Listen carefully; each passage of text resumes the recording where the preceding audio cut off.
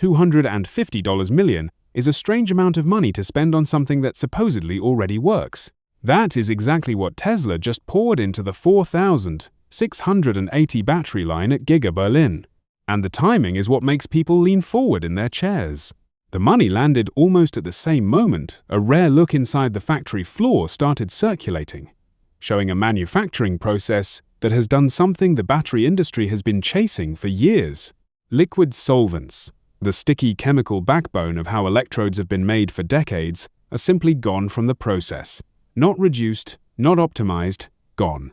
The number attached to that change is the part that makes engineers stop and read it twice. Energy consumption in the electrode manufacturing stage drops by as much as 85%. Music.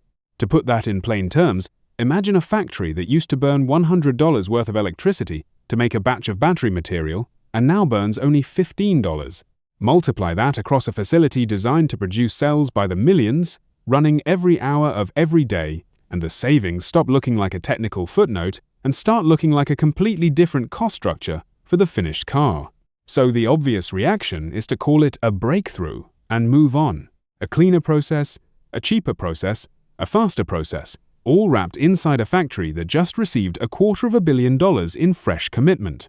Everything in that picture points in one direction, and most coverage of the announcement stopped right there, satisfied.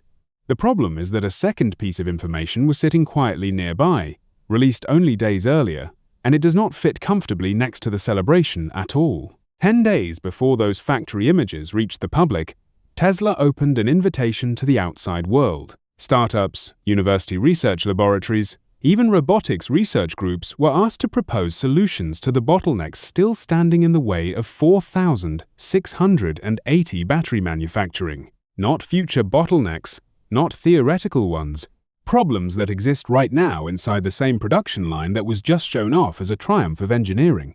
The invitation went out without a press conference, without a stage, without any of the usual noise that surrounds a Tesla announcement. That combination is what turns this from a routine investment story into something worth pulling apart. A company does not usually spend that kind of money on a process, put it on display for the entire planet to inspect, and then ask strangers for help with it in the same month. Those three actions normally belong to three completely different chapters of a company's life. Seeing them stacked into a window of a few weeks suggests that the story being told publicly and the story being lived on the factory floor are not quite the same story. The question that follows is simple, and it is not a hostile one. If this technology genuinely delivers what has been claimed, why does anyone need outside help with it? Answering that requires looking past the polished frames of the production line and paying attention to a set of dates, deadlines, and quiet commitments that have been accumulating around Giga Berlin since spring. The dates, in particular, carry more weight than they first appear to, and one of them explains almost everything about why the images surfaced when they did. The first date is the 12th of May 2026.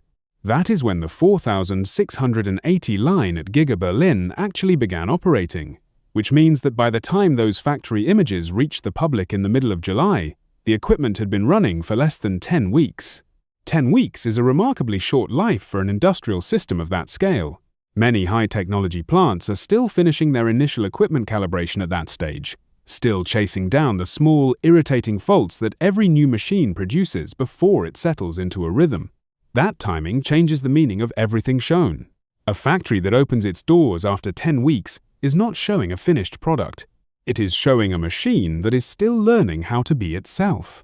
Sensors are still being tuned. Tolerances are still being adjusted. And the people running the line are still building the instinct that only comes from watching the same process repeat thousands of times. Choosing that exact moment for public inspection, rather than waiting until the rough edges had been sanded down, is a decision that deserves attention on its own. The second date makes the picture sharper.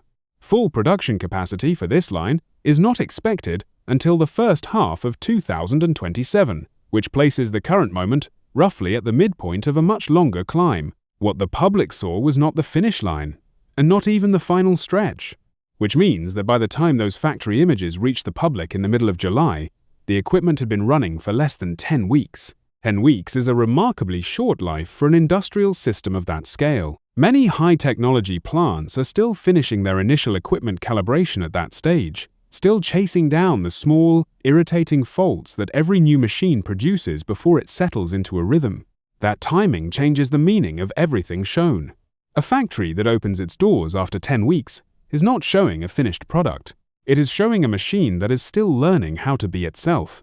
Sensors are still being tuned, tolerances are still being adjusted, and the people running the line are still building the instinct that only comes from watching the same process repeat thousands of times. Choosing that exact moment for public inspection, rather than waiting until the rough edges had been sanded down, is a decision that deserves attention on its own. The second date makes the picture sharper. Full production capacity for this line is not expected until the first half of 2027, which places the current moment roughly at the midpoint of a much longer climb. What the public saw was not the finish line, and not even the final stretch. It was a cross-section taken while the work was still very much underway, closer to the middle of a film than to its ending, with a substantial amount of the hardest work still sitting ahead of the team. That distinction matters far more than it might seem. A completed factory, and a factory at 50% of its intended output, are separated by the most difficult stretch of any manufacturing project. Scaling up is not a matter of simply running the same machines longer. It means adding lines, synchronizing them, feeding them consistent material, and holding quality steady while the volume climbs. Every one of those steps introduces new failure points. Music that did not exist when the operation was smaller and easier to watch closely.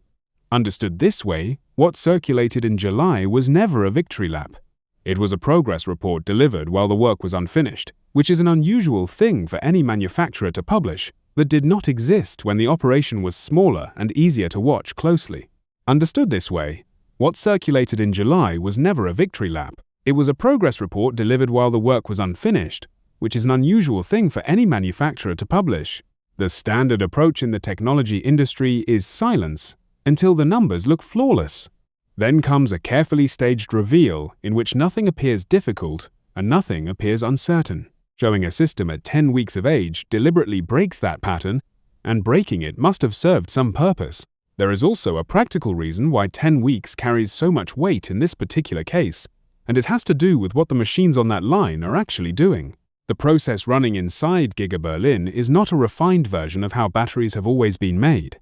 It removes an entire chain of steps that the industry has depended on since lithium-ion cells first entered mass production.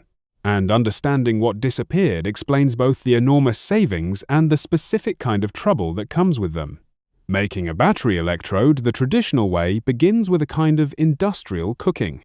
Active material is blended with a liquid solvent until it becomes a thick slurry, roughly the consistency of paint, and that slurry is spread in an extremely thin, even layer onto metal foil.